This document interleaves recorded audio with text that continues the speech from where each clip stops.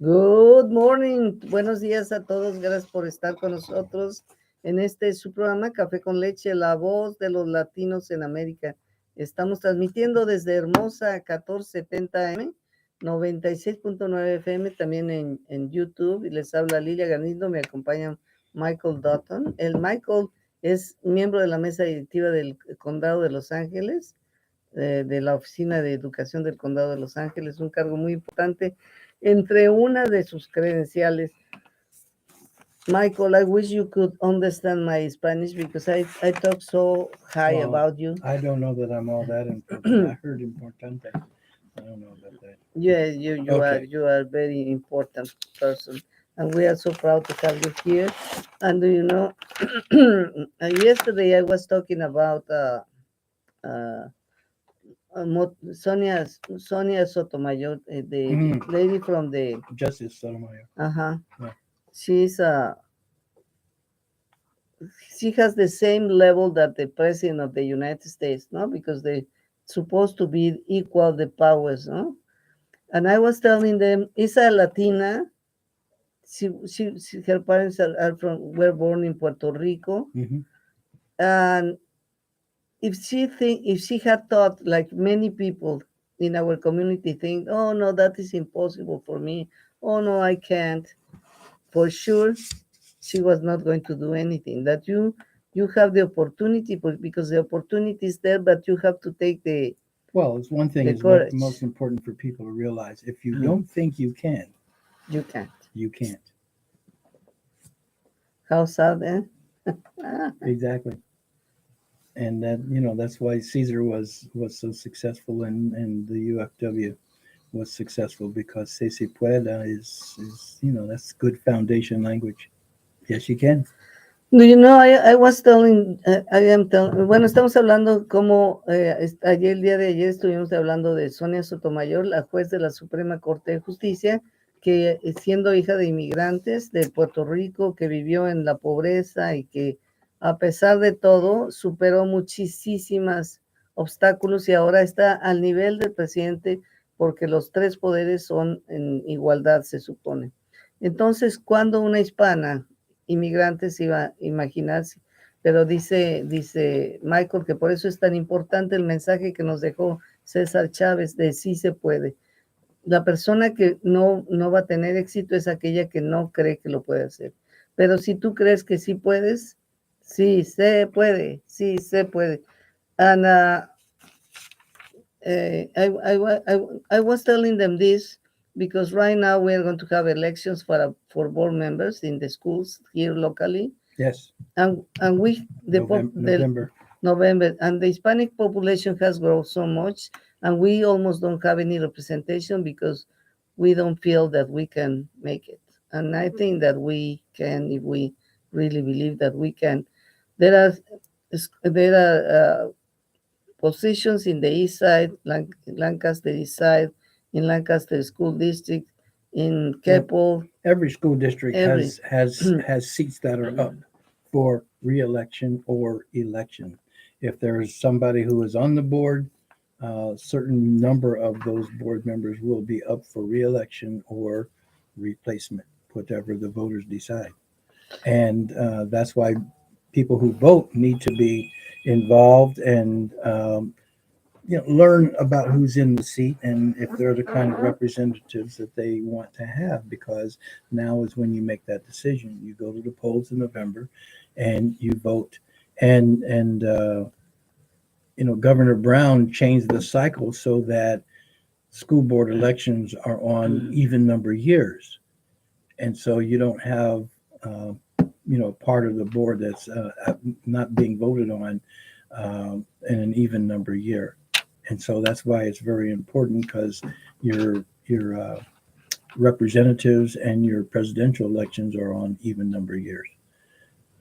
Bueno, estamos hablando de las vacantes que hay. Dice Michael que hay miembros de la mesa directiva que tienen que correr por reelección, o a veces hay lugares de la mesa directiva que están vacantes porque la persona renunció o ya no quiere continuar con esa posición, y que hay en todos los distritos escolares, y que gracias al gobernador Brown es que las elecciones ahora se cambiaron a los años pares para que se pueda votar en todos los distritos al mismo tiempo que se vota por otro tipo de representantes, como por el Congreso, o por la Asamblea, o por el Senado, e incluso por el gobernador o el presidente.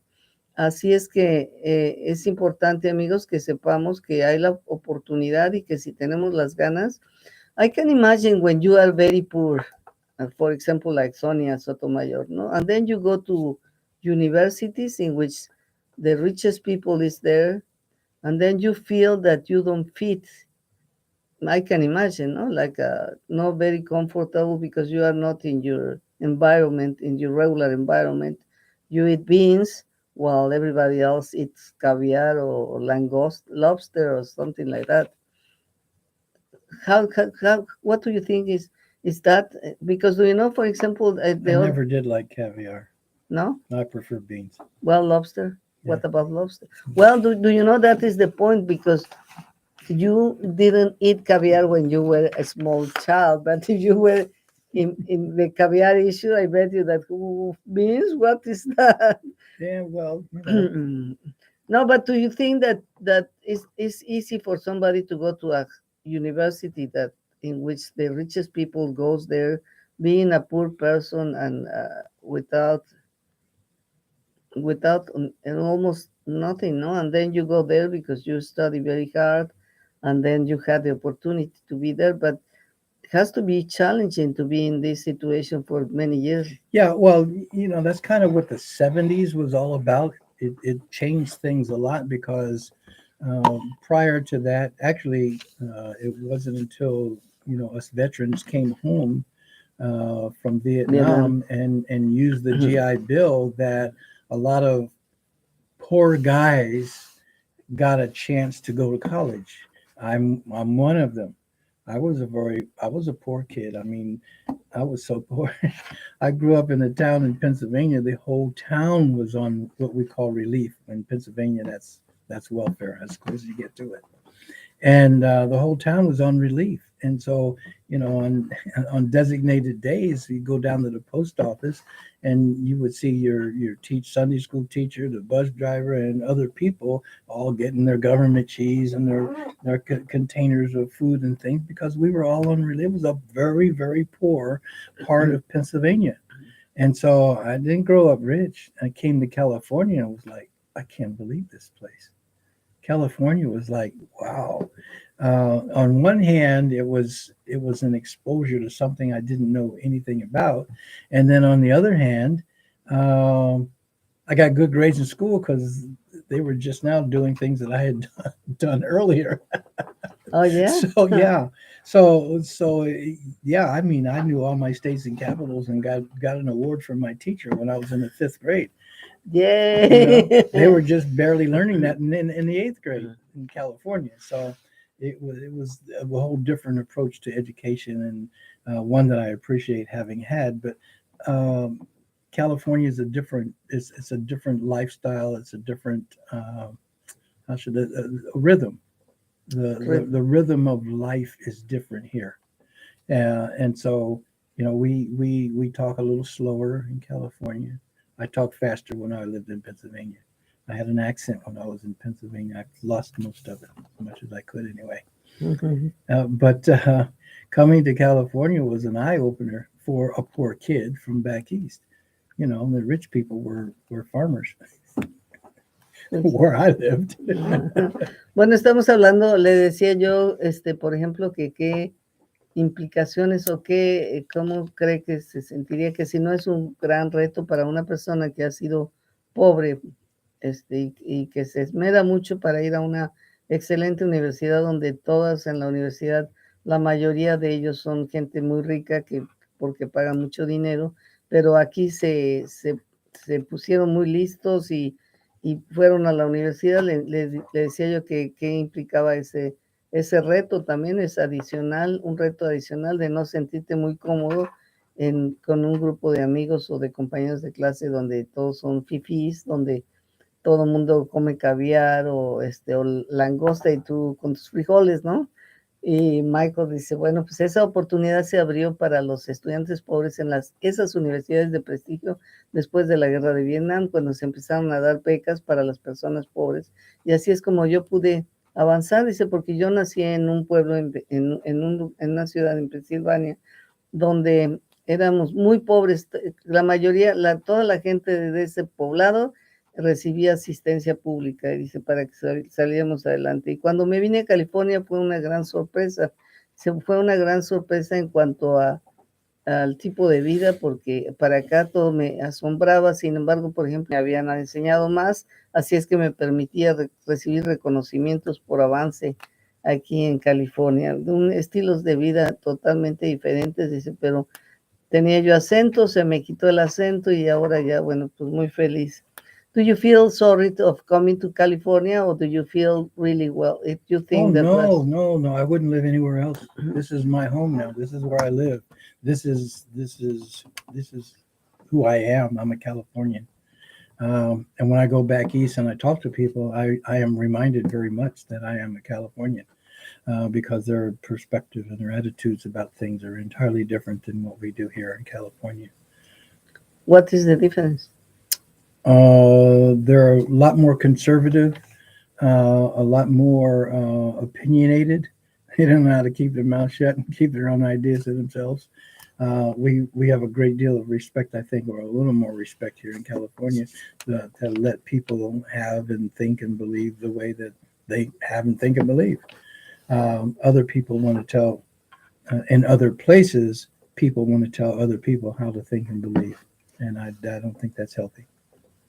Le estoy preguntando si se siente arrepentido de haber venido a California. Dice, no, al contrario, yo ya soy californiano. Dice, y cada que voy allá a Pensilvania a visitarlos, me hacen recordar que soy californiano, porque yo siento que aquí es una cultura mucho más abierta, con una mentalidad más abierta, donde puedes tolerar y respetar a quienes tienen diferentes opiniones de la que tú tienes. Y en cambio allá, la gente es muy hecha de su opinión y no le gusta escuchar nada diferente. Así es que estoy muy contento y agradecido de estar viviendo aquí en California. Do you know, we really have an excellent government? Do you know, for people who, this is why we are the fifth economy, the biggest fifth economy of the world, no? Yeah, we have a very strong economy.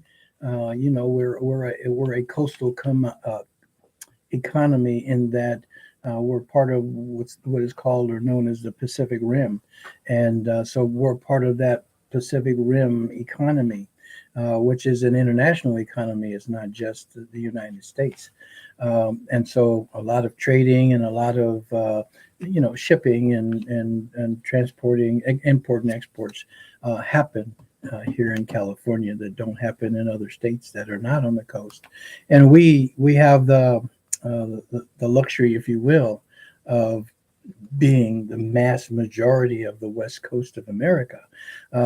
You can go from San Diego to Redding, and you're still in one state.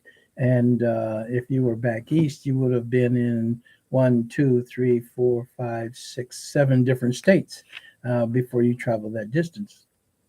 And so we have a different vantage point, if you will, at being a coastal community and having, I went to the beach back east, and going to the beach back east is an excruciating experience because if you get to the beach early, which I would advise anybody to do, and you settle in, before too long, you're surrounded by other people in what you thought was a really nice location. You're looking at people's ankles and their butts because they're all around you. I mean, their beaches are so packed full of people, and there are only a few of them because a lot of the beach line back east is owned by somebody. It's not public like California. So we experience and we enjoy a wider range of freedom with our coastline. Viva California. We are going to take a break and we will be back. Were you injured in an automobile, motorcycle, bicycle? Yeah, going to the beach.